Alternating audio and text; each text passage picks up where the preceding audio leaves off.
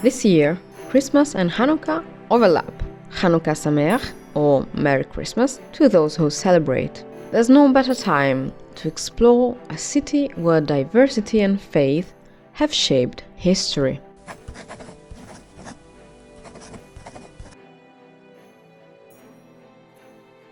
Welcome to Trieste. Located on Italy's Adriatic coast, it's not just any city. In 1719, it became a free port, and in 1782, Emperor Charles VI issued the Edict of Tolerance, a decree that welcomed people of any religion to live and work here. This bold move turned Trieste into one of Europe's first truly cosmopolitan cities. But how did it all come together? Let's find out. When the doors opened, they came. Jews, Greeks, Serbians, Armenians, and many more brought their skills, beliefs, and traditions to the city of Trieste. Let's meet some of these communities.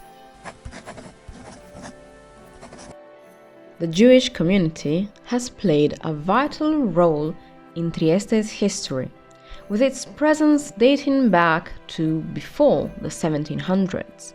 During this early period, Jews were confined to a ghetto, as was common in many European cities. However, the situation began to change dramatically with the Edict of Tolerance in 1782. This landmark decree granted Jews significant freedoms.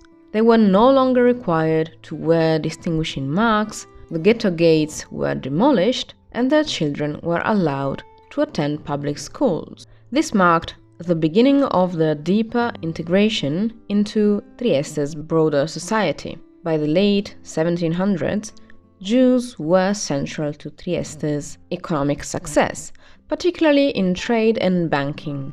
Jewish families like the Morpurgos founded the city's first banking institutions and played a key role in the creation of Assicurazioni Generali Group, now one of the world's largest insurance companies. These contributions helped establish Trieste as a major economic hub.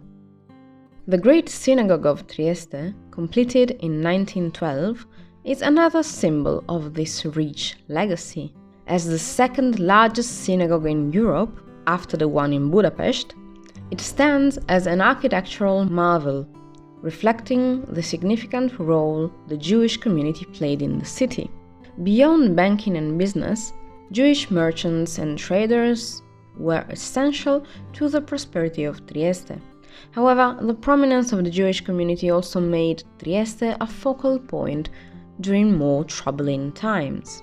Mussolini chose to declare racial laws in 1938 in the main square of Trieste, Piazza Unità, influenced by the strength of Trieste's Jewish community.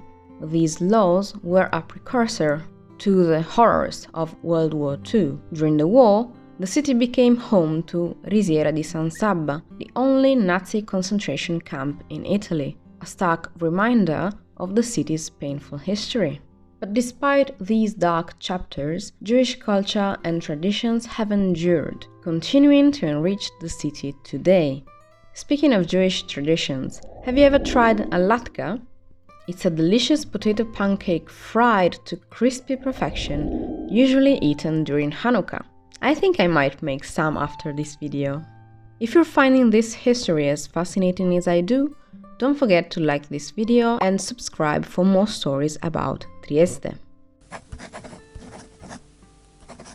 Next up, the Greeks. They arrived with wealth and ambition, excelling in maritime trade. Their orthodox faith and love for culture left a lasting mark on the city. The Greek Orthodox Church of San Nicolò is one of their most beautiful contributions. On January 6th, the Greeks celebrate Epiphany with a fascinating tradition, the blessing of the sea. It's a peculiar ceremony held at Mola Audace, where the water is blessed, symbolizing renewal and faith. Have you ever tried kolokythokeftedes or Greek zucchini fritters? They're a yummy appetizer, crispy on the outside, soft and flavorful on the inside, perfect for a snack after attending the Blessing of the Sea.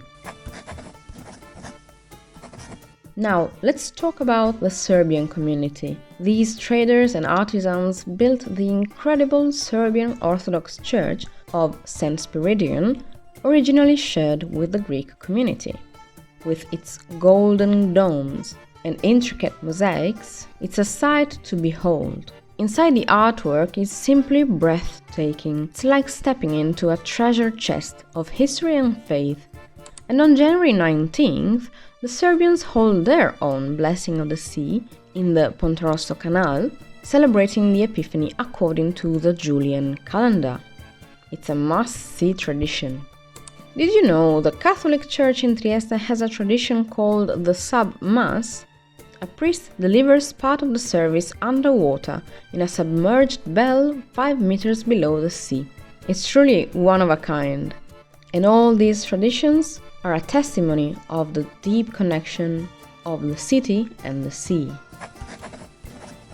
And it doesn't stop there. Armenians, Germans, Protestants and Muslims added their own distinct contributions to Trieste's identity. Each group brought unique traditions and skills, enriching the city further. And while Armenians and Anglicans no longer officiate here, Trieste now even has a mosque. During events like the Week of Prayer for the Unity of Christians, you can see how interfaith dialogue continues to grow. And you could even be able to visit the mosque. Another interesting aspect of Trieste is its cemeteries. Each religious community, from Jews to Greeks, Serbians and Catholics, has its own historic resting place.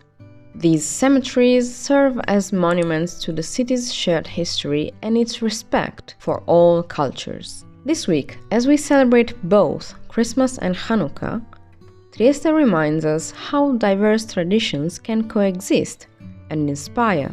And now that you know this cosmopolitan history, you'll want to check out my video on Trieste's literary cafes. Now, if you'll excuse me, I have a date with some latkes and sufganiot. Thank you so much for watching, and I'll see you in the next one.